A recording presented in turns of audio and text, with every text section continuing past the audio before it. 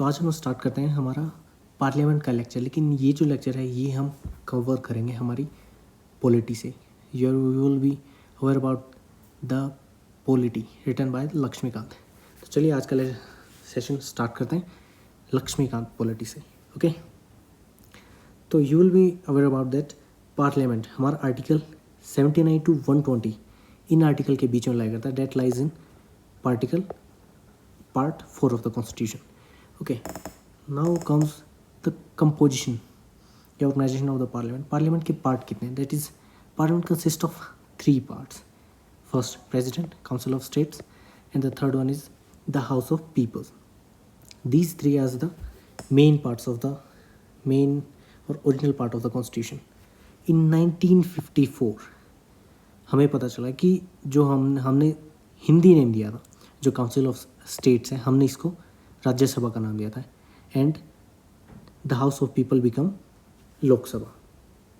ये तो था ऑर्गेनाइजेशंस का। Now we simply call them Rajya Sabha is the upper house, that is second chamber of house of elders, और Lok Sabha is the house of peoples, first chamber or the popular house. Now discussing about the president. President क्या है? President किसी भी not a member of either house of the parliament. Parliament में upper house lower house किसी भी house का president part नहीं होता, ना ही उसका कोई मेंबर होता। ठीक है, ये इनकी सिटिंग्स में भी नहीं बैठता, does not sit in the parliament to attend its meetings, but still he is an integral part of the parliament, because both the bill जो हम बिल पास करेंगे वो सिर्फ पार्लियामेंट प्रेसिडेंट की एसेंट के बाद ही कोई बिल बन सकता है। ओके, तो चलिए नेक्स्ट मूव ऑन करते हैं। Composition of Rajya Sabha. It is easy and not important for the exam, still you should be aware about it. Maximum strength जो हमारे पास है 250, जिनमें से 230 are the representatives of states and UTs directly elected. Second, 12 are nominated by the president. In Rajya Sabha there are 245 members. That is the president strength. Present strength, like if the maximum strength is 100 and we have currently 80 members, then that 80 is known as the present strength. Now out of 250 presently we have 245 members. Okay, out of 229 members are from states, 4 are from the union territories, and 12 members are nominated by the president. Okay, now tell me which schedule of the constitution deals with the seats in Rajya Sabha. That is an important question. Okay, then here it is mentioned, 4th schedule of Rajya Sabha deals with the seats of in Rajya Sabha. हम इस idea से इसको याद कर सकते हैं कि जैसे चौथा शेड्यूल है, 4th है, कुर्सी की सीट्स कितनी होती हैं? 4। So it is easy to remember that 4 seats हैं। तो सीट के बारे में कौन सा आर्टिकल बताता है? That is not article but schedule, that is 4th schedule. Okay, इसी में हम देखेंगे कि राज्यसभा में जो मेंबर्स हैं वो कैसे इलेक्ट होते हैं। फर्स्ट, इलेक्टेड कैसे इलेक्ट होंगे? Elected members by the elected members of state legislative assembly. State legislative assembly के इलेक्टेड मेंबर्स के द्वारा स्टेट रिप्रेजेंटेटिव्स आते हैं। ओके, इनका वोटिंग सिस्टम है सिंगल ट्रांसफरेबल वोट। लाइक एक जो भी पार्टिसिपेंट्स हैं उनकी चॉइस फिल कर दी जाती है। लाइक किसी ने वोट दिया कि हाँ पहले नंबर मैं इसको लूँगा, अगर ये नहीं जीतता देन मैं सेकंड नंबर पे इस इंसान को लूँगा, देन अगर फर्स्ट नहीं जीता तो फर्स्ट कैंसिल, उसका वोट सेकंड को ट्रांसफ़र हो जाएगा, अगर सेकंड भी नहीं जीता देन उसका वोट थर्ड को ट्रांसफ़र हो जाएगा। It is known as single transferable vote system. Okay, it is easy. Let's continue. The representation of union territories. Union territories में क्या है कि इलेक्टोरल कॉलेज के थ्रू इलेक्शंस होते हैं, मेंबर्स इलेक्ट होकर आते हैं। अब इम्पोर्टेंट बात ये है कि हमारे पास 9 UTs हैं। आउट ऑफ ये जम्मू कश्मीर एंड लद्दाख के 370 हटने के बाद हमारे पास 9 UTs हैं। Okay, there are 9 UTs। इन 9 में से हमारे पास सिर्फ 3 UTs हैं जो राज्यसभा में सीट्स में पार्टिसिपेट करते हैं। That is first Delhi, Puducherry, and third one is Jammu and Kashmir. Okay, these 3 are the representations. Nominated members, जो नॉमिनेटेड मेंबर्स हैं राज्यसभा के वो 12 हैं, एंड ये 12 हैं कौन से, लाइक प्रेसिडेंट इनको क्यों नॉमिनेट करता है, वो इसलिए करता है कि इनके पास होती है special knowledge and practical experience in an art, literature, science and the social services. These are the experts, not if not experts then these are almost the experts about their field, like Sachin Tendulkar and the any sport celebrity. तो उनको practical experience होता है, इसलिए ये 12 members Rajya Sabha में चुने जाते हैं. Now let's go for the composition of Rajya Sabha. Rajya Sabha में मैक्सिमम स्ट्रेंथ है 252. 530 are the state representatives, 20 are the union territories representatives, 2 nominated by president and the Anglo-Indian community. Okay ये एंग्लो इंडियन कम्युनिटीज़ से बिलोंग करते हैं और ये प्रेसिडेंट के द्वारा सिलेक्ट किए जाएंगे, दैट इज़ 2. लेकिन प्रेजेंट में है हमारे पास 545 members, 530 from the states, okay 30 from the UTs and 2 Anglo Indians nominated by the president. Now the representation of states. अब इनका रिप्रेजेंटेशन कहते हैं लोकसभा के जो मेंबर्स हैं वो कैसे सिलेक्ट होकर आते हैं, तो वो आते हैं इससे principle of universal adult franchise. Like किसी की एज है, आपकी 18 ईयर्स एज है और आप एलिजिबल हैं वोटिंग के लिए, तो आप वोट कर सकते हैं. इस प्रिंसिपल को कहते हैं यूनिवर्सल अडल्ट फ्रेंचाइज. ओके जो वोटिंग एज है वो हमारी 21 से 18 कर दी गई. कब? 1988 61st कॉन्स्टिट्यूशनल अमेंडमेंट एक्ट. अगर आप उसको याद करना है तो इजी है कि 21st है, इसमें 61 है, यहाँ पे 1 है, यहाँ पे 1 कॉमन है, तो इससे पता चल जाए कि 21 एज थी, 61st अमेंडमेंट था, 18 कर दी गई किसके द्वारा? 1988 अमेंडमेंट 1988 के संविधान संशोधन के द्वारा 21 से 18 एज कर दी गई. Date is simple to remember, ये हो जाएगा इजली. ओके जो यूटीज़ हैं लोकसभा में, यूटी से कह जाते हैं कि ये कॉन्स्टिट्यूशन ने पार्लियामेंट को पावर दे रखी है कि वो चूजिंग मैनर सिलेक्ट कर सकते हैं, लेकिन चूजिंग मैनर है वो डायरेक्ट इलेक्शन से ही होता है. Choose by direct elections. Nominated members, okay जो 2 nominated members, the 2 members by Anglo Indian are not adequately represented in Lok Sabha. ज़रूरी नहीं कि अगर हों तभी उनको रिप्रेजेंट किया जाएगा.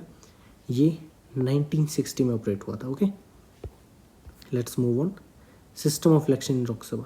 Holding direct election to the Lok Sabha. Lok Sabha में डायरेक्ट इलेक्शन होते हैं, उसके बाद हम लोकसभा के मेंबर्स साथ चुने जाते हैं.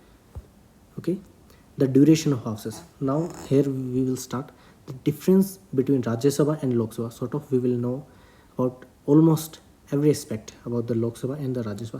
Let's begin with the duration of Lok Sabha. जैसा कि आपको पता होगा कि जो राज्यसभा है वो हमारी कॉन्स्टिट्यूट हुई थी 1952 में.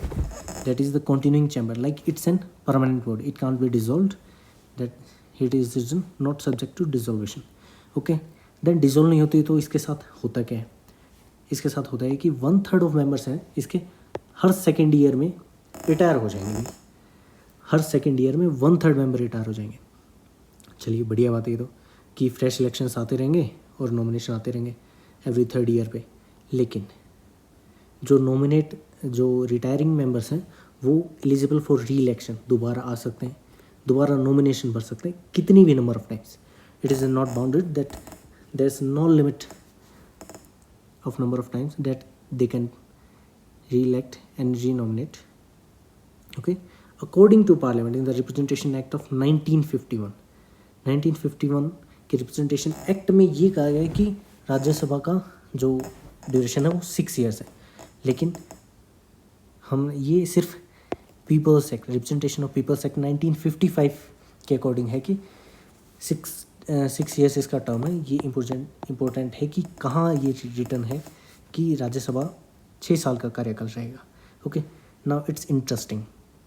अब जैसे तो जो रिटायरिंग मेंबर्स हैं वो हर 2 साल में रिटायर होते हैं 1/3, लेकिन स्टार्टिंग में ये नहीं था. स्टार्टिंग वाज फनी क्योंकि जो फर्स्ट बैच था उसमें जो मेंबर्स रिटायर हुए थे वो रिटायर हुए थे totally by the lottery system. Like पर्चियाँ डाल दी जाती थी जैसे हम यूजुअली करते हैं, और जिन जिन मेंबर्स का नाम पॉपअप होता है वो रिटायर हुए जाएंगे. Okay duration of Lok Sabha.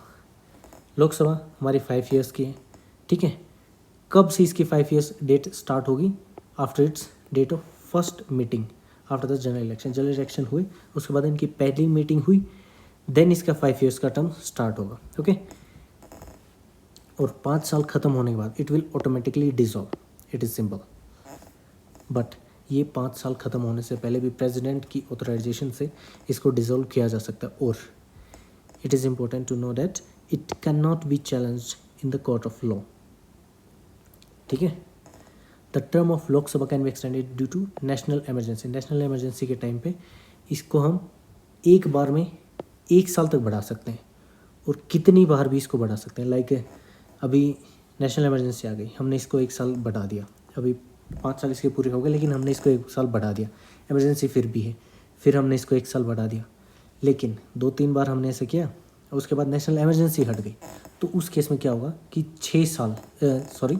6 महीने से ज़्यादा के टाइम पे एक्सटेंड नहीं कर सकते कि इमरजेंसी हट गई फिर इसको एक्सटेंड किया जा रहा है। ऐसा पॉसिबल नहीं है कि इसको विदिन 6 मंथ्स इसको ऑपरेट करना होगा। नाउ यहाँ पे लिखा गया है कि नेशनल इमरजेंसी।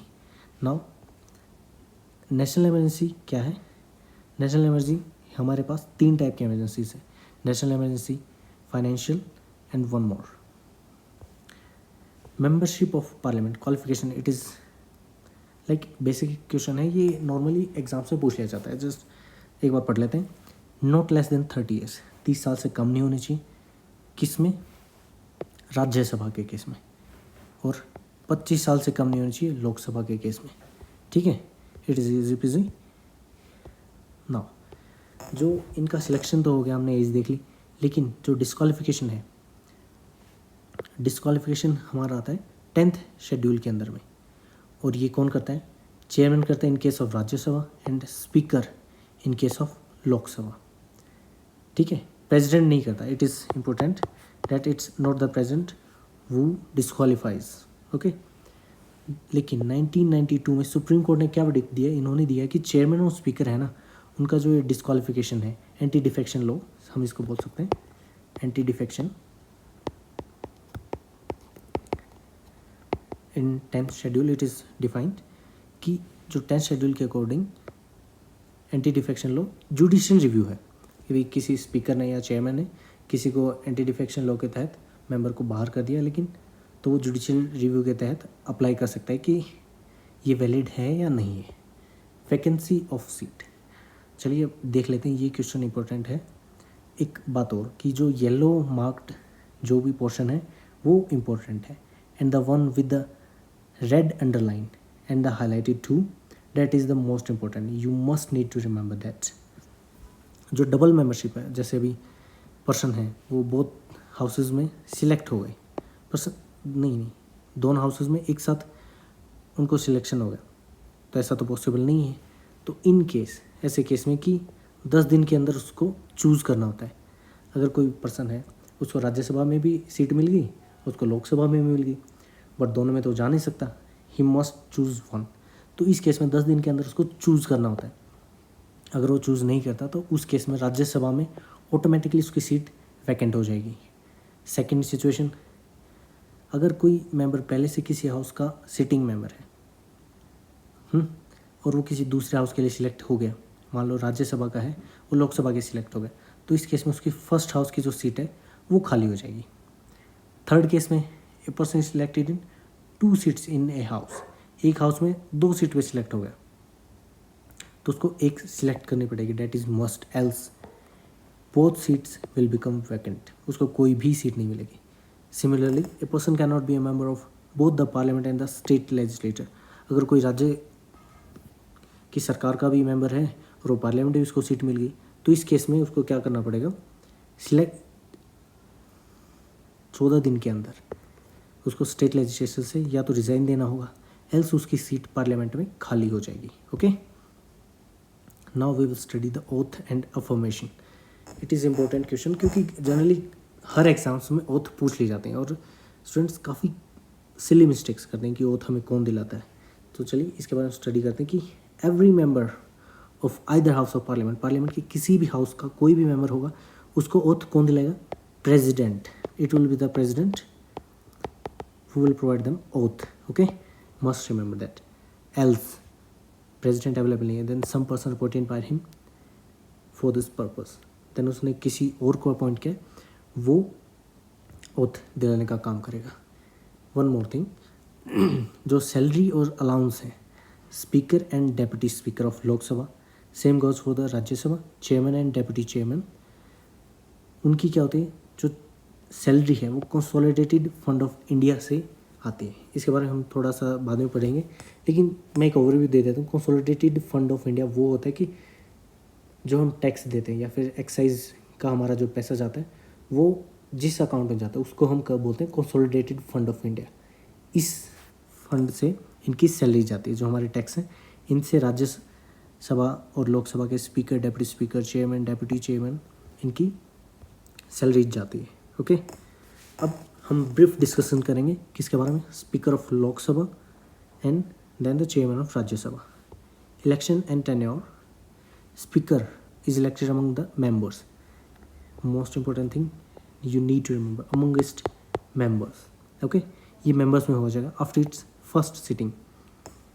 अगर मान लो स्पीकर की सीट खाली हो गई तो लोकसभा क्या करेगा, इसकी कोई और मेंबर आएगा और इसकी जो सीट है उसको फिल कर देगा. Date of election, it's important. Date of election of speaker is fixed by the president. You need to remember that. Okay, now the resolution of removal of speaker. Speaker तो चलो हो गया, अब उसको हटाना होगा तो क्या करेंगे. पहले तो स्पीकर होता है वो हाउस की सीटिंग को प्रिजाइड करता है, लाइक अध्यक्षता करता है, ठीक है. लेकिन अभी इसको हटाने जा रहे हैं भाई, तो उस केस में क्या होगा, he can not preside in the sitting of house. वो अध्यक्षता नहीं कर पाएगा, ठीक है, लेकिन वो वहाँ पे मौजूद हो सकता है. Can he may be present, वो बोल सकता है, प्रोसीडिंग्स में पार्ट ले सकता है. इस सिचुएशन में जब उसको हटा रहे हैं एंड पहले इंस्टेंस में, पहले ही मौके पे वो वोट कर सकता है, लेकिन not in the case of equality of vote.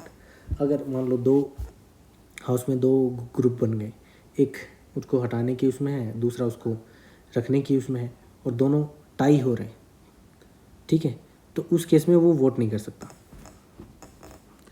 ठीक है. एक बात और इम्पोर्टेंट है ये नोट करने की, अगर लोकसभा डिसॉल्व भी हो जाएगी तो स्पीकर अपनी सीट खाली नहीं करेगा. मतलब मैं अपनी सीट क्यों खाली करूं, जब तक मेरी सीट के लिए दूसरा बंदा नहीं आएगा मैं तब तक अपनी सीट खाली नहीं करूंगा, ठीक है. Speaker is the head of Lok Sabha, speaker is the head of Lok Sabha. Now his decision is parliamentary in all parliamentary matters final. किसी भी पार्लियामेंट के मैटर में उसका डिसीजन फाइनल होगा, उसने जो कह दिया वो है भाई, उसकी पत्थर की लकीर है, ठीक है. स्पीकर ऑफ लोकसभा, उसको पावर कहाँ से मिलती है, तीन सोर्सेज हैं. First, constitution of India, second, parliamentary convention, and the third one is rule of procedure and conduct of business of Lok Sabha. ये प्रीवियस ईयर क्वेश्चन है, लास्ट ईयर्स ये क्वेश्चन आया है. सो इसको डेफिनेटली याद रखना कि तीन पार्ट हैं मेंशन. इनको ऑप्शन में आपको 4 ऑप्शन दे दिए जाएंगे एंड 3 में ये दे दिए जाएंगे, and fourth will be anything, none of this और ऑल ऑफ. तो इसको ध्यान रखना है, ठीक है. Second, he is the final interpreter of the provision. कोई प्रोविज़न है उसने बोल दिया तो भाई उसने बोल दिया तो फाइनल है, हमने पढ़ा था अभी. किससे पावर मिलती है, यही 3 पॉइंट हैं हमने अभी डिस्कस किए. इसकी पावर्स में क्या आता है कि ये adjourn the house and suspend the meeting in absence of a quorum. Adjourn क्या होता है, आपने अदालत में सुना होगा कि भी एडजर्न, ठीक है. तो वो सेम ही काम ये करता है कि सस्पेंड करता है सिटिंग में, मीटिंग को सस्पेंड कर देता है इन एब्सेंस ऑफ कोरम. अब कोरम क्या होता है, कोरम एक ऐसी सिचुएशन है, मान लो कि भी हाउस की टोटल स्ट्रेंथ है 100, उसके 1/3 10 बंदे भी नहीं आए तो ये तो बेइज्जती हो गई, वो कर देता है इसको सस्पेंड, ठीक है. ये है इजी, इसको बोलते हैं कोरम. ये आगे भी आएगा, इसको याद रखना. He does not vote in first instance, ये हमने पढ़ा है, but he can exercise a casting on case of a tie. लेकिन जब उसकी रिमूवल की प्रोसेस ना चल रही हो, जनरली सही काम चल रहा है, एकदम बढ़िया, सब मज़े से अपना काम कर रहे हैं, तो उस केस में क्या करेगा, टाई चल रहा है, वही 2 ग्रुप हो गए, दोनों 50-50 वोट पे हैं, तो जो फाइनल वोट स्पीकर डालेगा वही फाइनल होगा, जो इसने बोल दिया वही पत्थर के लकीर है, राइट। तो क्या करता है, इसकी एक पावर में ये कि ये जॉइंट सिटिंग दोनों हाउस की प्रेजाइड करता है। ये सिर्फ पावर स्पीकर के पास में है कि दोनों हाउसेस की सिटिंग को प्रेजाइड करेगा। सिटिंग बुलाता कौन है, sitting is summoned by president, president बुलाता है, रिमेंबर दैट, प्रेसिडेंट बुलाएगा, प्रेजाइड कौन करेगा, स्पीकर, ओके, स्पीकर प्रेजाइड करेगा। और ये दोनों सिटिंग को बुलाएगा कब, ये सिचुएशन होती है डेडलॉक के। भाई मान लो लोकसभा ने एक बिल भेज दिया, राज्यसभा ने मान लिया भाई हम नहीं मानते इस बिल को, या फिर उन्होंने बोला कि इसमें ये चेंज करो, लोकसभा ने मना कर दिया भाई हम तो नहीं चेंज करेंगे, तो वो डेडलॉक की सिचुएशन आ गई, ना काम आगे जा रहा है ना पीछे जा रहा है। उस सिचुएशन में प्रेसिडेंट समन करेगा, okay, that is the situation deadlock. Now another power of speaker is he can allow a secret sitting. ये लास्ट ईयर क्वेश्चन में आया है कि सीक्रेट सिटिंग कौन परमिशन देता है, सीक्रेट सिटिंग की स्पीकर देता है, ठीक है। स्पीकर की परमिशन पे सीक्रेट सिटिंग रख सकते हैं कौन, लीडर ऑफ द हाउस। ये टर्म है, ये हम आगे पढ़ेंगे अभी। ना उसके पास एक पावर और है, वो डिसाइड करेगा कि कौन सा बिल मनी बिल है और कौन सा बिल मनी बिल नहीं है, और जो उसने बोल दिया वो तो फाइनल है, ठीक है। Now 8 point is he decide the qualification और डिसक्वालिफिकेशन। ये हमने पढ़ा था कि 10th शेड्यूल के अंदर ground of defection 10th schedule है, उसको एंटी डिफेक्शन लॉ देगा, लेकिन ये जुडिशियल रिव्यू के अंदर में आ गया 1992 में, remember the year, okay. He is the x officio chairman of parliamentary group. अभी आपने काफ़ी जगह पढ़ेंगे कि लक्ष्मीकांत पढ़ते टाइम ये एक्स ऑफिशियो चेयरमैन होता क्या। अब देखो स्पीकर है, उसने अपनी मेन काम क्या है उसका, लोकसभा की सिटिंग्स को प्रेजाइड करना या फिर लोकसभा की अध्यक्षता करना सिटिंग में, ठीक है, वो उसका मेन काम है। इसके अलावा वो चेयरमैन है इंडियन पार्लियामेंट्री ग्रुप का, तो उसको हम करेंगे ex officio chairman. Official chairman है लेकिन एक्स है, सेकेंडरी तौर पे, ठीक है। He appoints the chairman of all the parliamentary committees. जो भी पार्लियामेंट्री कमेटी हैं वो उनके चेयरमैन अपॉइंट करेगा, लेकिन अपने लिए वो सबसे बढ़िया रखेगा। He appoints as the chairman of खुद को business advisory committee, rules committee and the general purpose committee. ये 3 है और ये इंपॉर्टेंट है, याद रखना must. Business advisory committee, the rules committee and the general purpose committee. Now जो स्पीकर है उसको हम हटा भी सकते हैं भाई, किससे, उसको हटाने का भी तरीका है। अब ऐसे ही थोड़ी स्पीकर बन गया बंदों को तुम ऐसे ही हटा दोगे, नहीं, ऐसा नहीं होता। कि स्पीकर को हटाने का एक प्रोसेस है by special majority. Special majority क्या होती है, इसमें भी काफ़ी कन्फ्यूजन रहती है कि सिंपल मेजोरिटी क्या होती है, स्पेशल मेजोरिटी क्या रहती है, ऑर्डिनरी मेजोरिटी क्या रहती है।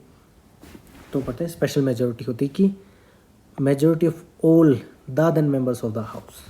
ये द देन मेंबर्स आपको लग रहा हो कि इंग्लिश की ग्रामेटिकल एरर है, नहीं, ये लैंग्वेज ही ऐसी है। इसका मतलब है कि मान लो कि हमारे पास मैक्सिमम स्ट्रेंथ है 500, ठीक है, लेकिन इस बार लोकसभा में बंदे हमारे पास आए 400 ही, तो वो होगी द देन मैक्सिमम स्ट्रेंथ, उस समय की स्ट्रेंथ मेजोरिटी। अब 400 में से अब इसको चाहिए मेजोरिटी 201 एटलीस्ट, उसको 201 चाहिए तो उसको मेजोरिटी मिल गई, तो इसको बोलते हैं स्पेशल मेजोरिटी। अगर 201 बंदों ने बोले कि भाई हाँ इसको हटाओ 400 में से, तो वो हट जाएगा, ठीक है। ऑर्डिनरी मेजोरिटी क्या होती है ये भी पढ़ लेते हैं। ये होती है कि majority of the members present and voting in the house. जैसे बंदे हमारे पास 400 थे, अभी वोटिंग के लिए आए हैं बंदे 100, अब 100 हैं प्रेजेंट एंड वोटिंग। अब 100 हैं वो प्रेजेंट है वही वोट कर रहे हैं, तो उसमें से 51 बंदों ने दे दिया तो होती है ऑर्डिनरी मेजोरिटी। सिंपल, भाई जितने हैं उनसे काम चला लेंगे हम, ठीक है, कोई और कुछ नहीं करना भाई, ठीक है। लेकिन एक इम्पोर्टेंट बात ये है कि जब इसको हटाने का वो जाएगा, ये तभी जाएगा जब इसको एटलीस्ट 50 मेंबर्स इसको सपोर्ट करेंगे कि 50 मेंबर्स हैं, हाँ भाई हम इसको हटाना चाहते हैं, तो इसकी बेसिक नीड यही है कि 50 मेंबर्स एटलीस्ट होने चाहिए for the removal of speaker. Now वही बात, वो इस फर्स्ट इंस्टेंस में वोट नहीं कर सकता, सिर्फ कास्टिंग वोट डाल सकता है टाई की सिचुएशन में, ठीक है। Now it's an interesting thing that he speaker is placed on the 7th rank along with the chief justice of India. Chief justice of India भी 7th रैंक पे है, इसकी भी सीनियरिटी 7 पे है, ठीक है। तो अब ये आप कमेंट्स में ये मेंशन कीजिए कि आपको कितने मेंबर्स के बारे में पता है कि जिनकी सीनियरिटी आपको पता है। लाइक प्रेसिडेंट फर्स्ट पे है, ठीक है, 7th पे हमारा चीफ जस्टिस हो गया, स्पीकर हो गया, देन बाकी 1 to 6 आप कमेंट्स में मेंशन कीजिए, देखते हैं आपको कितना आइडिया है, ठीक है। अब मतलब ये है कि 7th रैंक है तो कैबिनेट मिनिस्टर से तो ऊपर होगा, लेकिन प्राइम मिनिस्टर और डेप्यूटी प्राइम मिनिस्टर से नीचे होगा। तो इससे ये पता चला कि 7 नंबर से ऊपर कौन कौन आएंगे, डेप्यूटी प्राइम मिनिस्टर आएगा, प्राइम मिनिस्टर आएगा, ठीक है। डेप्यूटी प्राइम मिनिस्टर, ये डेप्यूटी स्पीकर कौन होता है, स्पीकर तो हमने पढ़ा, अभी हम पढ़ेंगे डेप्यूटी स्पीकर कौन होता है। डेप्यूटी स्पीकर वो होता है कि अगर स्पीकर को हो गया कुछ काम, ठीक है, तो उसको जाना पड़ेगा अभी, अब उसकी सीट हो गई खाली, तो उस सिचुएशन में वो एक किसी बंदे को चुन के जाएगा, उसको बोलते हैं डेप्यूटी स्पीकर। स्पीकर की अब्सेंस में जो उसका काम देखेगा वो होता है डेप्यूटी स्पीकर, ठीक है। The date of election of deputy speaker is fixed by speaker. Speaker की डेट चूज करता है प्रेसिडेंट, रिमेंबर, प्रेसिडेंट स्पीकर की करता है और डेप्यूटी स्पीकर की स्पीकर करता है, ठीक है। लेकिन अगर डेप्यूटी स्पीकर भी चला जाए तो लोकसभा अनदर मेंबर को डाल देगी, भाई ये इसकी वैकेंसी। ये हम आगे बढ़ेंगे कि ये इनकी एक चेयर सभा होती है, उसमें हम 10 मेंबर होते हैं, ठीक है, उस ग्रुप में। तो वो डेप्यूटी स्पीकर और स्पीकर के ना होने पे उनमें से एक बंदा इसकी सिटिंग्स को प्रेसाइड करेगा, ठीक है। जो the members of Lok Sabha such resolution can be moved only after giving 14 days advance notice. अगर स्पीकर को हटाना है तो उसको भाई पहले 2 हफ्ते का 14 दिन का नोटिस देना पड़ेगा, भी तेरे को हटा रहे हैं, तभी वो प्रोसेस काम आएगा। No, it should be noted that deputy speaker is not subordinate to speaker. भाई ये इसका स्पीकर का सबॉर्डिनेट नहीं है, ये डायरेक्टली रिस्पॉन्सिबल है लोकसभा के लिए। And same goes for the deputy chairman of the Rajya Sabha, वो भी राज्यसभा के लिए है, रिस्पॉन्सिबल है, ना कि चेयरमैन के लिए, ओके। अब डेप्यूटी स्पीकर का एक स्पेशल प्रिविलेज है, इस पर भी क्वेश्चन आया है कि अगर उसको पार्लियामेंट्री कमेटी का मेंबर पॉइंट कर दिया तो क्या बनेगा, अपने आप चेयरमैन बन जाएगा। ये बढ़िया बात है, नहीं? चलिए अब देखते हैं कि 10th लोकसभा थी, उससे पहले बहुत स्पीकर एंड डेप्यूटी स्पीकर होते हैं, वो रूलिंग पार्टी के होते हैं। अब 11वीं उन्होंने भाई कुछ चेंज करना पड़ेगा, तो दोनों हमारी साइड के हो गए। तो 11वीं में क्या कहा कि इन्होंने speaker comes from the ruling party, okay, and the post of deputy speaker comes from the main party, main opposition party. Opposition से डेप्यूटी स्पीकर होगा ताकि दोनों की बातें रखी जा सकें, ठीक है। अभी देखिए 10th में ये हुआ, 10th तक नॉर्मल था, 11th में इन्होंने चेंज कर दिया। अभी हमारे पास कौन सी लोकसभा चल रही है, आप बताइए कि कौन से नंबर की लोकसभा हमारे पास अभी प्रेजेंट में चल रही है। The institutions of speaker and deputy speaker originate in 1921। Way speaker और डेप्यूटी स्पीकर का सीन कब आया, 1921 में आया है। किससे, गवर्नमेंट ऑफ इंडिया एक्ट 1919। इस टाइम कौन सा हुआ था, मोंटेगो चैम्प्स रिफॉर्म। इस टाइम 1921 में स्पीकर और डेप्यूटी स्पीकर का ओरिजिन हुआ था। अब one more thing to remember, 1921 में ही Frederick Whyte and Sachchidananda Sinha governor general थे हमारे पास। Frederick Whyte and the Sachchidananda Sinha was the first speaker and first deputy speaker of Central Legislative Assembly. It is to remember that Central Legislative Assembly के speaker था Frederick white और सच्चिदानंद सिन्हा थे first deputy speaker. याद रखना, deputy speaker थे central legislative assembly के, ठीक है भाई। तो उस टाइम इन्होंने क्या किया, 4 साल वल्लभ भाई, ये विट्ठल जे पटेल ने अपने भाई ने वेट किया भाई, ठीक है 4 साल बीतने दो। ये बन गया first Indian, first elected speaker बनाए। ये डेप्यूटी स्पीकर बना था, इसने भाई ने 4 साल वेट किया, ये स्पीकर बन गया, ठीक है। किसका, सेंट्रल लेजिस्लेटिव असेंबली, उसी असेंबली का। लेकिन गवर्नमेंट ऑफ इंडिया 1935 ने चेंज कर दिया। चेंज करके इन्होंने क्या कहा कि ठीक है भाई, ये स्पीकर डेप्यूटी स्पीकर जो है सेंट्रल लेजिस्लेटिव असेंबली का, इसको चेंज करते हैं। तो इन्होंने क्या किया, प्रेसिडेंट एंड डेप्यूटी प्रेसिडेंट का सिस्टम निकाला, ठीक है, इससे स्पीकर एंड डेप्यूटी स्पीकर से। अब जीवी महावलंकर और अनंथा श्यामना अयंगर, ए अयंगर, क्या ही नाम है यार, बंदे को और कोई नाम ही नहीं मिला। ए एंगर क्या हुआ, फर्स्ट स्पीकर और डेप्यूटी स्पीकर बने लोकसभा के। पहले प्रेसिडेंट को स्पीकर बनाया, डेप्यूटी प्रेसिडेंट को डेप्यूटी स्पीकर बनाया। कब? 1935 गवर्नमेंट ऑफ इंडिया एक्ट, ठीक है, रिमेंबर दैट। इस एक्ट के तहत इनको प्रेसिडेंट स्पीकर बना, डेप्यूटी प्रेसिडेंट डेप्यूटी स्पीकर बना। और पहले स्पीकर और डेप्यूटी स्पीकर बने लोकसभा के। रिमेंबर, अभी तक सेंट्रल लेजिस्लेटिव असेंबली की बात हो रही थी, लेकिन यहाँ पे बात हो रही है लोकसभा की।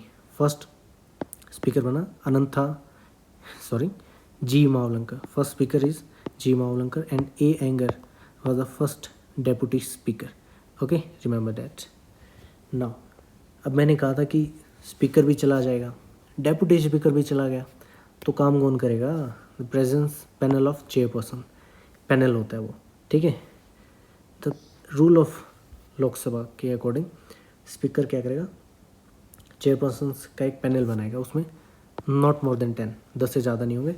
स्पीकर भी नहीं है, डेप्यूटी स्पीकर भी नहीं है, तो इन 10 में से एक बंदा जाएगा और वो इन दोनों का इनका काम करेगा।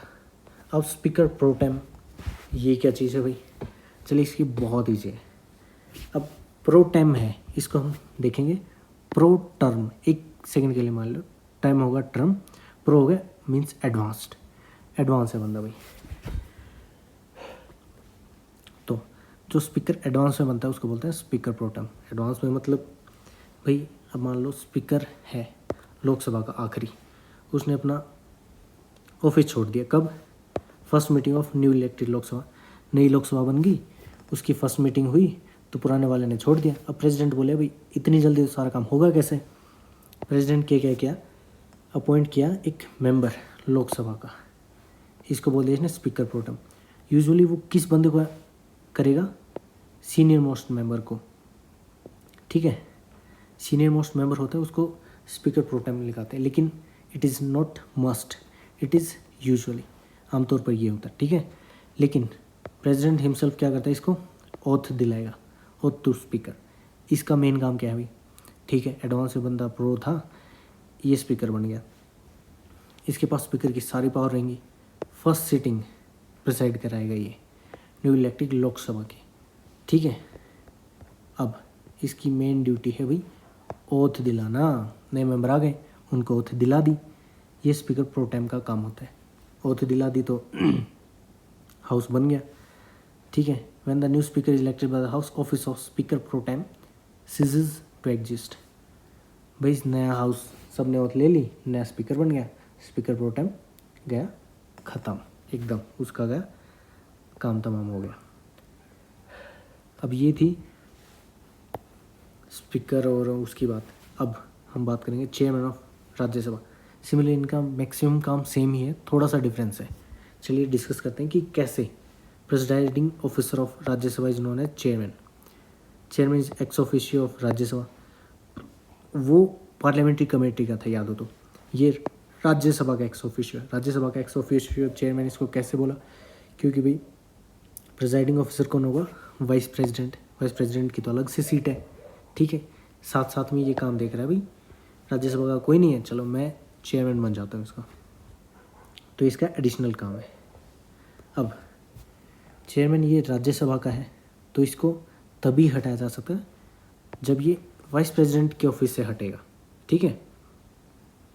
अब स्पीकर और चेयरमैन, इनमें डिफरेंस है पावर का, में स्पेशल 2 पावर्स का, कि फर्स्ट स्पीकर डिसाइड करेगा कि मनी बिल कौन सा होगा और उसका डिसीजन फाइनल। उसने बोल दिया भी मनी बिल ये है तो ये है, जो ये नहीं है तो ये नहीं है।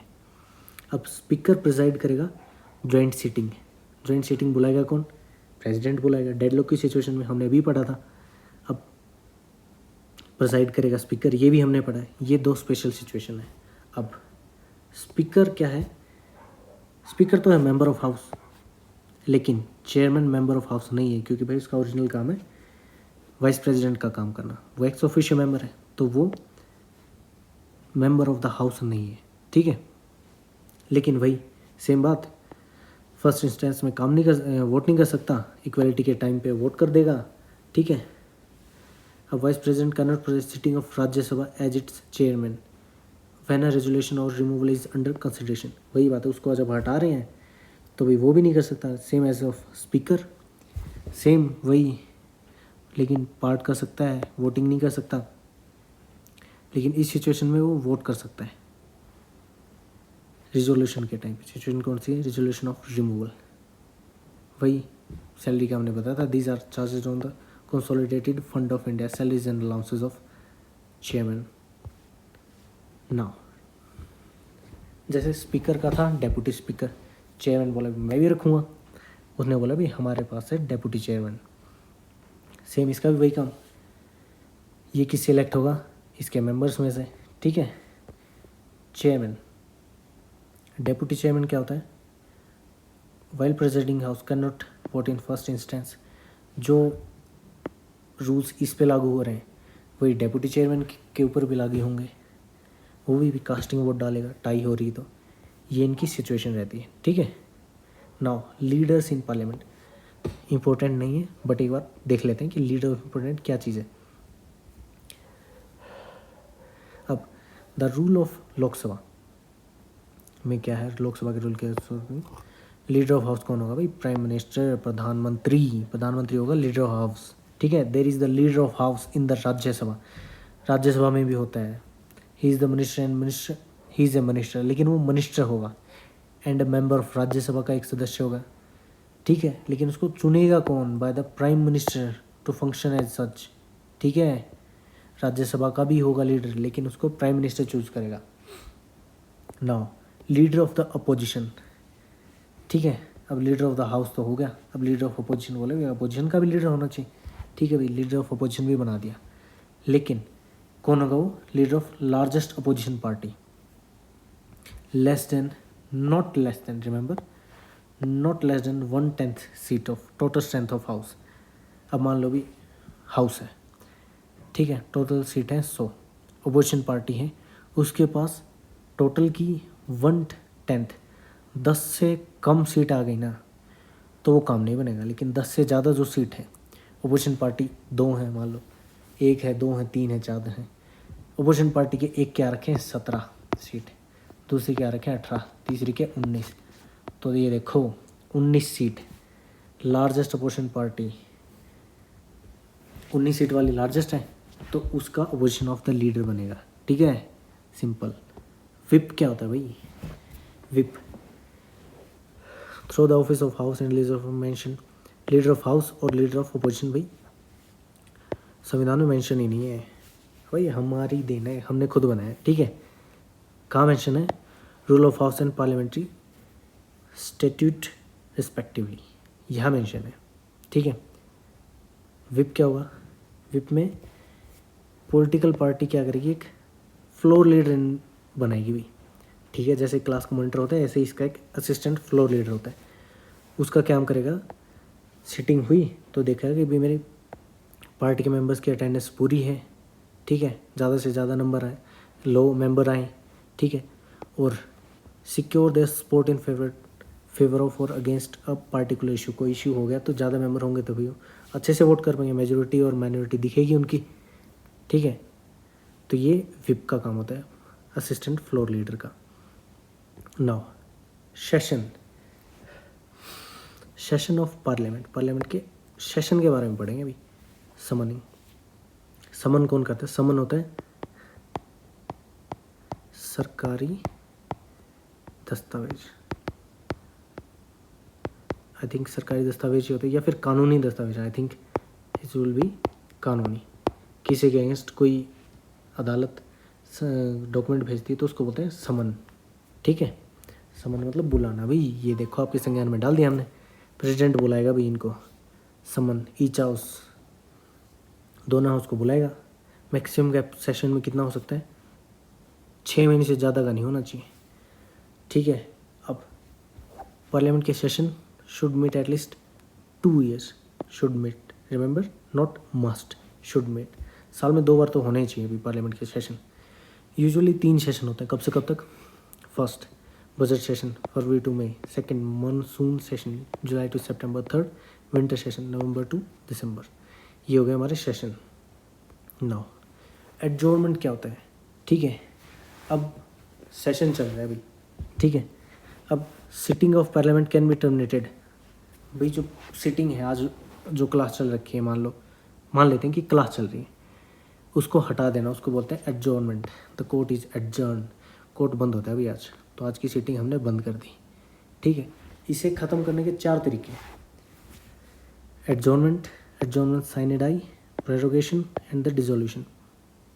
ठीक है, अब एडजॉर्नमेंट क्या होता है, सस्पेंड करेगा, मतलब ख़त्म नहीं किया, अभी कुछ टाइम के लिए रोक दिया, वर्क को रोक दिया, in a sitting for specified time, कुछ स्पेसिफिक टाइम, घंटे दिन हफ्तों के लिए रोक दिया, ये होता है adjournment. Second, adjournment sine die, इस सिचुएशन में क्या करेंगे, टर्मिनेट कर दिया, डाई से आ सकते हैं, मरना ख़त्म कर दिया, इसने ख़त्म कर दिया, किस टाइम के लिए, इनडिफिनिट पीरियड ऑफ टाइम, यहाँ पे स्पेसिफिक था। ठीक है, ये इनमें डिफरेंस है, डाई से मर गया मतलब टर्मिनेट ही कर दिया, कितने टाइम के लिए, अनिश्चित काल के लिए। ठीक है, इसको बोल देंगे एडजॉर्नमेंट साइन डाई। अब पावर ऑफ एडजॉर्नमेंट और adjournment sine die presiding officer पे है। प्रिजाइडिंग ऑफिसर कौन हो सकता है, स्पीकर भी हो सकता है और चेयरमैन भी हो सकता है। ठीक है, लेकिन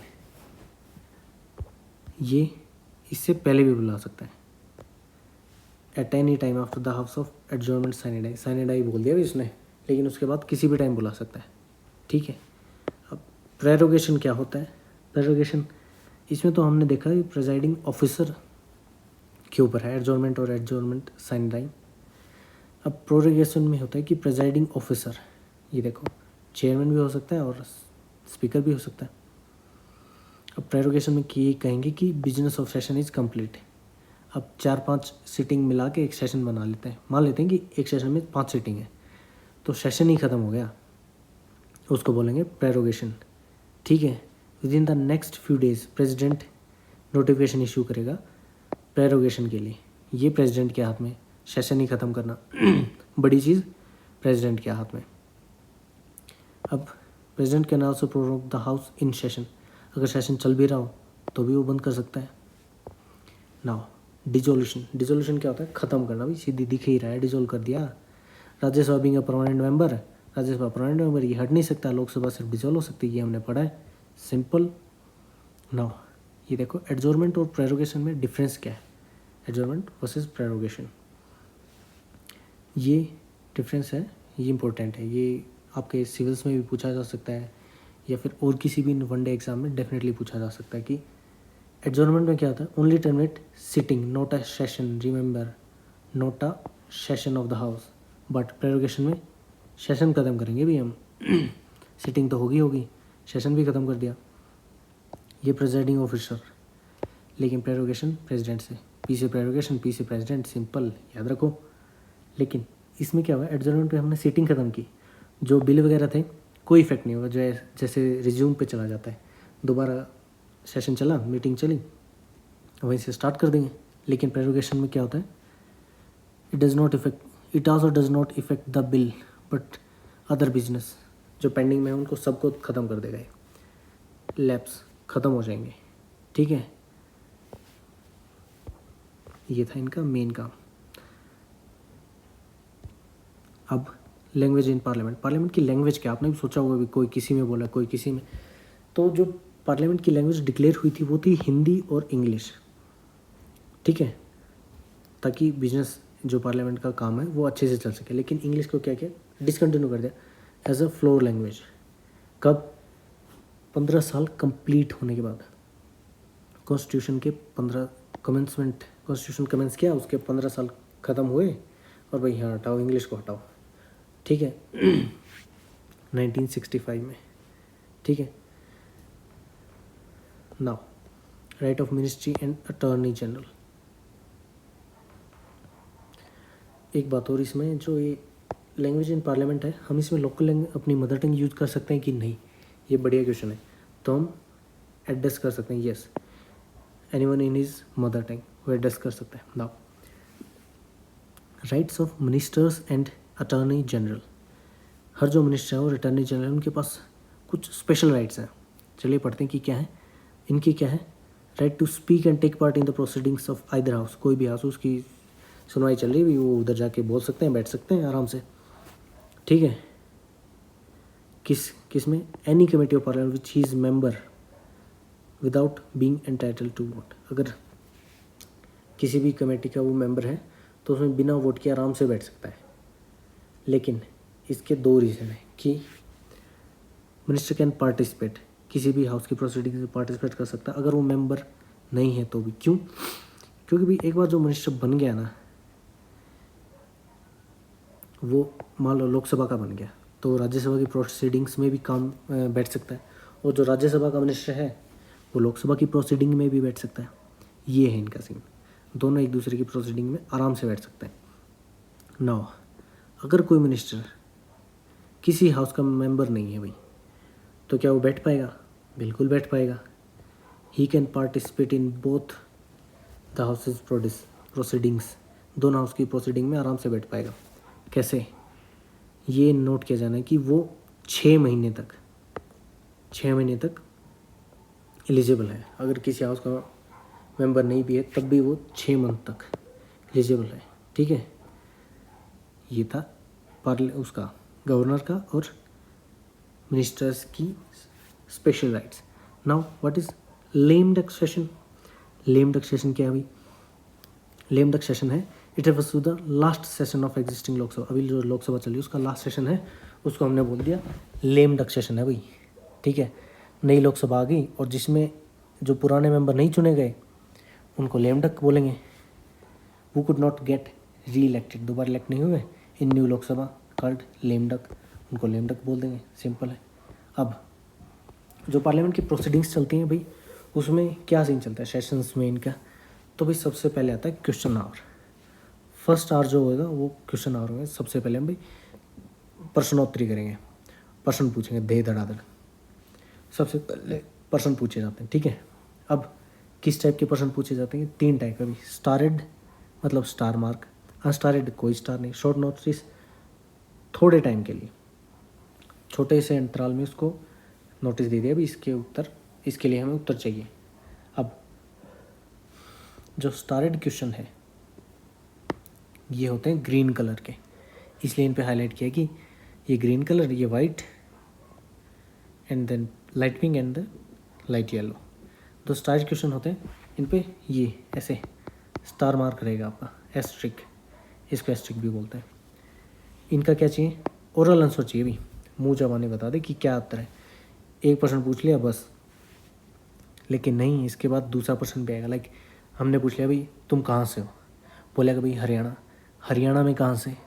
that is known as supplementary question. एक क्वेश्चन के बाद दूसरा क्वेश्चन पूछना, it is supplementary question. Second, unstarred, कोई स्टार मार्क नहीं, ये वाइट कलर के होते हैं, लाइक वाइट कलर में रिटर्न होते हैं चेट वगैरह पे, तो इनको चाहिए रिटर्न आंसर। अब रिटर्न में देगा तो छोटा मोटा आंसर तो देगा नहीं, रिटर्न में चाहिए तो बड़ा आंसर देगा। तो सप्लीमेंट्री क्वेश्चन इन पे नहीं आता, no supplementary question can not follow. ठीक है, शॉर्ट नोटिस क्वेश्चन क्या होते हैं? ये होते हैं भाई given by notice of less than 10 days। Short notice, छोटा सा टाइम है, 10 दिन दे दिया हमने। ठीक है, 10 दिन का नोटिस दे दिया और इस प्रश्न का हमें उत्तर चाहिए, ओरली उत्तर देंगे इनका। ठीक है भाई। थर्ड है question can be asked by private ministers. जो प्राइवेट मेंबर होते हैं वो जो क्वेश्चन पूछेंगे उनको हम येलो कलर से मार्क करते हैं। ठीक है, इनके कलर्स के बारे में भी पूछा जा चुका है पेपर्स में लास्ट ईयर, तो इनको भी थोड़ा ध्यान में रखें। Green, white, light pink and yellow. Now the 0R। भाई जैसे जो क्वेश्चन आ रहा है ना वो रूल ऑफ प्रोसीजर में कहीं नहीं है, तो 0R भी कहीं नहीं है, मतलब ये दोनों है ही नहीं। आए कहाँ से? भैया हमने खुद बनाए हैं। 0R कब स्टार्ट होता है? Immediately after the question hour. Question hour हुआ उसके बाद 0R शुरू कर दिया, और कब तक? Last until the agenda of the day is taken up.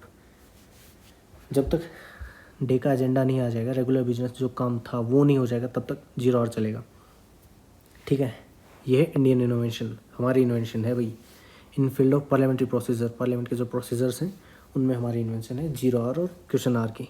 कब से एग्जिस्ट कर रहा है? सिंस 1962। ठीक है, याद रखना। Now we will study about the bill. ठीक है, बिल इम्पोर्टेंट टॉपिक है, इसमें क्वेश्चन आते ही आते हैं। मनी बिल तो बहुत ज़रूरी है, तो हम बिल के बारे में करेंगे कि बिल की कैटेगरी होते हैं 4, ऑर्डिनरी, मनी, फाइनेंशियल और constitutional amendment bill. We will keep it short and simple. Ordinary bill कौन सा होगा? जिसमें फाइनेंशियल सब्जेक्ट ना हो, पैसे का जिक्र ही ना हो, वो है ऑर्डिनरी, साधारण। ठीक है भाई, समझ गए। मनी बिल जिसमें फाइनेंशियल मैटर हो, वित्तीय मैटर हो, वो लाइक टैक्सेशन, पब्लिक एक्सपेंडिचर वगैरह वगैरह, इसको मनी बिल बोलेंगे। ठीक है भाई। फिर ये फाइनेंशियल बिल क्या हो गया? फाइनेंशियल बिल वो होगा कि इसमें फाइनेंशियल मैटर तो आएंगे लेकिन मनी बिल से अलग आएंगे। मनी बिल में जो है वो नहीं आएगा, उससे अलग जो आएंगे मैटर्स वो फाइनेंशियल बिल्स होंगे। थर्ड, कॉन्स्टिट्यूशन अमेंडमेंट बिल, संविधान संशोधन बिल, संविधान को अमेंडमेंट के प्रोविजंस हैं वो इसमें आएंगे। ये 4 तरह के बिल हैं। ठीक है। Now public bill versus private bill, it is important. Public bill को होता है by minister, private bill by member of parliament other than a minister. Minister नहीं है, पार्लियामेंट का मेंबर जरूर है। ठीक है। पब्लिक बिल में क्या होगा? ये गवर्नमेंट की पॉलिसीज़ को दिखाएंगे। ठीक है। लेकिन प्राइवेट में ये पब्लिक मैटर को दिखाएंगे। अपोजिशन पार्टी होगी वो पब्लिक मैटर को दिखाएगी। पब्लिक बिल है भाई, मिनिस्टर ने पास किया है तो इसके ज़्यादा चांसेस हैं अप्रूव होने के, इसके कम चांस हैं। पब्लिक बिल में अगर ये रिजेक्ट हो गया, ठीक है, गवर्नमेंट में लीड टू इट्स रेजिग्नेशन। इस जो गवर्नमेंट है ऑन द स्पॉट, उसको उस टाइम पे जो गवर्नमेंट है उसको रेजिग्नेशन देना पड़ सकता है। लेकिन अगर इसको रिजेक्ट कर दिया, ठीक है, तो कोई दिक्कत नहीं है। इसके जो पब्लिक बिल है इसके लिए इंट्रोडक्शन के लिए 7 दिन चाहिए। It's important. कितने दिन के लिए पब्लिक बिल इंट्रोड्यूस करने के लिए कितने दिन का टाइम चाहिए? 7 दिन। लेकिन प्राइवेट बिल में 1 महीना चाहिए भाई। ठीक है। अब जो पब्लिक बिल है इसने क्या क्या पॉलिसीज ऑफ गवर्नमेंट है, तो क्या करेगा? Different type of government departments होंगे। कंसर्न डिपार्टमेंट लाइक एनवायरनमेंट का है तो एनवायरनमेंट के डिपार्टमेंट से, सॉइल का है और कोई जल वगैरह के हैं तो कंसर्न डिपार्टमेंट से बात करके बढ़िया ड्राफ्ट तैयार करेंगे। लेकिन जो मेंबर प्राइवेट बिल पास करे वो उस पर रिस्पॉन्सिबल होगा। ठीक है। नाउ मनी बिल के बारे में हम स्टडी करेंगे। मनी बिल है क्या? मनी बिल ये देखिए आर्टिकल 110, 110 आर्टिकल में आता है डेफिनेशन ऑफ मनी बिल क्या है। ये ज़रूरी है, एक बार पढ़ लीजिए, इस पे भी क्वेश्चन आया है। It is also important. Okay, important. Money bill first क्या क्या आएगा इसमें? इम्पोजिशन ऑफ अबोलिशन, रिमिशन, हटाना, चेंज करना किसी भी टैक्स में। Borrowing of money of union government. Third, custody of consolidated fund of India. मैंने आपको बताया कंसोलिडेटेड फंड या पब्लिक जो हम टैक्स वगैरह देते हैं वो सारा पैसा कंसोलिडेटेड फंड ऑफ इंडिया में आता है। ठीक है। Now fourth, it is important, ये लास्ट ईयर आया है कि appropriation of money out of consolidated fund of India. Appropriation of money याद रखना। ठीक है। Third, declaration of any expenditure on consolidated fund of India. Consolidated fund of India है, उसके ऊपर कोई एक्सपेंडिचर किया गया उसके according. Now receipt of money on account of consolidated fund of India. ये कंसोलिडेटेड फंड ऑफ इंडिया है, इसके लिए कोई रिसिप्ट आई। और the public accounts of India, ये 3 टाइप के हैं, consolidated fund of India, second public accounts, and third is contingency fund of India. Okay, we will read about them in a while. Now, if question arises whether a bill is a not money bill or a not, तो याद हो तो हमने पढ़ा था भाई, speaker के पास 2 special provision है। उसने बोले ये मनी बिल है तो ये बिल है, ये मनी बिल है तो ये है भाई। ठीक है। और दूसरा वो दोनों हाउसेस की सिटिंग है उसको वो प्रोसाइड करेगा। ठीक है। Now financial bill, money bill तो हमने पढ़ लिया। फाइनेंशियल बिल कौन से होते हैं? जो फिस्कल मैटर्स, रेवेन्यू हो गया, एक्सपेंडिचर हो गया, उसके जो बारे में बात करेंगे वो फाइनेंशियल बिल्स हैं। फाइनेंशियल बिल्स 3 टाइप के हैं, money bill, financial bill 1, financial bill 2, articles 117(1), article 117(3). But money bill is the most important still. Now all money bills are financial bills, remember it, बहुत ज़रूरी है कि हर मनी बिल फाइनेंशियल बिल है, लेकिन हर फाइनेंशियल बिल मनी बिल नहीं है। ओनली वो फाइनेंशियल बिल और मनी बिल हैं जो एक्सक्लूसिव सिर्फ उन मैटर्स को डिस्कस करते हैं जो आर्टिकल 110 में बताए हैं। भाई फाइनेंशियल बिल तो ये तीनों हैं, ठीक है, लेकिन फाइनेंशियल मनी बिल वही होगा, वही फाइनेंशियल बिल मनी बिल होगा जो आर्टिकल 110 के अंदर जो भी बातें बता रखी हैं उनको फॉलो करे, उनके मैटर्स को अडेप्ट करेगा। Now difference between ordinary bill and money bill, ये ज़रूरी है, ठीक है। ऑर्डिनरी बिल है, हम लोकसभा में पेश कर सकते हैं, राज्यसभा में भी, लेकिन जो हमारा मनी बिल है ये सिर्फ लोकसभा में आएगा। ये क्वेश्चन आया है, money bill only in Lok Sabha, ठीक है, याद रखना। Second, it can be, ordinary bill के बारे में बात करें कि ये मिनिस्टर भी दे सकता है और प्राइवेट मेंबर भी, लेकिन मनी बिल सिर्फ एक मिनिस्टर दे सकता है। ऑर्डिनरी बिल क्या है, प्रेसिडेंट की रिकमेंडेशन के बिना इंट्रोड्यूस होता है, ठीक है भाई। प्रेसिडेंट से पूछा ही नहीं, ऑर्डिनरी बिल है तो सिंपल है, प्रेसिडेंट का क्या पूछना, तो विदाउट, बिना प्रेसिडेंट के हमने इसको इंट्रोड्यूस करवा दिया। लेकिन मनी बिल में प्रेसिडेंट की रिकमेंडेशन ज़रूरी है, ठीक है।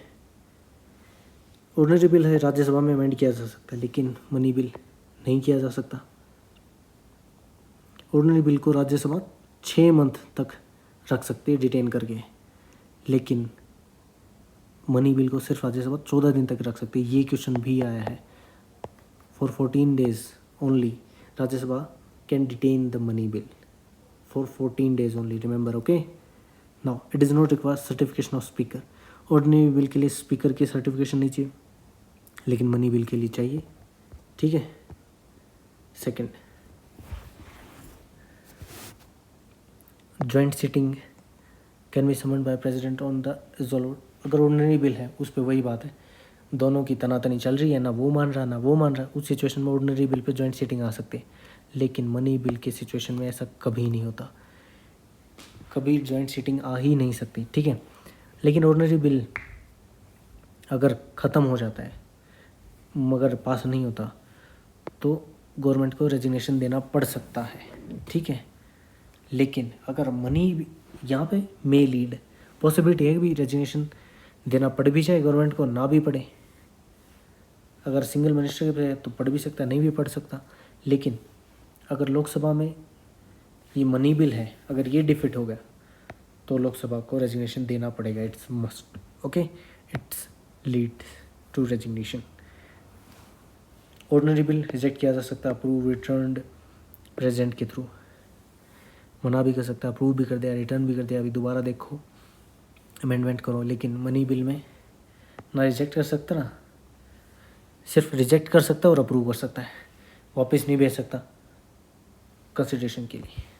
और जो फाइनेंशियल बिल 1 है, मनी बिल तो हमने पढ़ लिया, second financial bill 1 article 117(1) and second is article financial bill 2 article 117(3).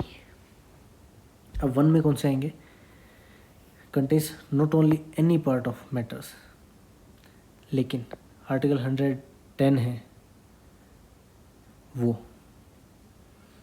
ठीक है। Financial bill is a bill that contains not only any और all the matters mention in article 110।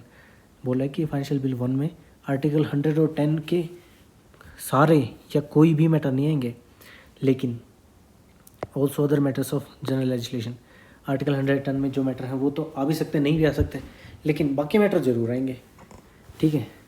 अब financial bill money bill के जैसे कैसे है, 2 aspect में है। First, both of them can be introduced only in Lok Sabha, दोनों लोकसभा में आ सकते हैं, राज्यसभा में नहीं आ सकते। बोथ ऑफ देम इंट्रोड्यूसिबल, ये कह रहा है कि recommendation of president, after recommendation of president they can be introduced money bill and financial bills 1। Now financial bill 2, it does not include any matter mentioned article 110।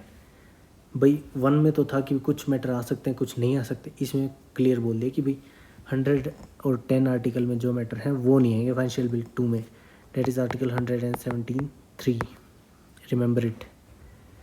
अब फाइनेंशियल बिल 2 है, इसका scene है कि ये किसी भी हाउस में introduce किया जा सकता है, आइदर हाउस ऑफ पार्लियामेंट, ठीक है। Recommendation of president is not necessary for introduction. अब ये ध्यान देने वाले, इसमें काफ़ी बच्चों को कन्फ्यूजन रहता है कि इंट्रोडक्शन है ना, उस टाइम पर रिकमेंडेशन ज़रूरी नहीं है, लेकिन बात की जो स्टेज है उनके लिए प्रेसिडेंट की रिकमेंडेशन बहुत ज़रूरी है। Recommendation of president is not required at the stage of introduction but required at the stage of consultation stage, ठीक है। अब ये हमारी लास्ट स्लाइड है कि जॉइंट सीटिंग जो होती है वो कब कब होती है। 3 सिचुएशन है, उनमें होगी कि इन केस बिल रिजेक्ट हो गया, लोकसभा ने पास किया, राज्यसभा में रिजेक्ट हो गया, तो जॉइंट सीटिंग आएगी, या फिर रिवर्स कर दो तब भी आएगी। सेकंड, अगर एक हाउस ने पास किया, दूसरे ने बोला कि अमेंडमेंट करो, अमेंडमेंट नहीं हुई तो आएगी second joint sitting. Third, if more than 6 months have elapsed for the date of receipt of the bill and the other house without the bill being passed right, अगर बिल के ऊपर जो receipt की date है अगर उससे 6 महीने ज़्यादा हो गए, उस सिचुएशन में जॉइंट सीटिंग आएगा। इन तीनों सिचुएशन में प्रेसिडेंट क्या करता है, दोनों हाउस को समन करेगा, जॉइंट सीटिंग बुलाएगा, और जॉइंट सीटिंग प्रेसाइड कौन करेगा, डेट विल बी स्पीकर अपना, ठीक है, स्पीकर करेगा। It must be noted that the provision of joint sitting is applicable to ordinary bills and final bills. हमने अभी भी पढ़ा था डिफरेंस में कि ऑर्डिनरी बिल्स और फाइनेंशियल बिल्स पे, फाइनेंस बिल्स में भी कौन नहीं आएगा, मनी बिल नहीं आएगा, अमेंडमेंट हो सकती है, ठीक है। तो ये हमारी पार्ट थे। अब इसी के साथ हमारा जो पार्लियामेंट का मेन जो सेशन था, मेन जो पार्लियामेंट के टॉपिक्स हैं वो ऑलमोस्ट आपके कवर हो चुके हैं। तो एक बार इनको रिवाइज कीजिए। अगर आपको नोट्स चाहिए इस बारे में तो डेफिनेटली मुझसे कॉन्टैक्ट कीजिए। आप और आपको और कोई भी किसी टॉपिक पे चाहिए हो वीडियो तो please do mention. Thank you for the watching video. Stay happy, stay fit.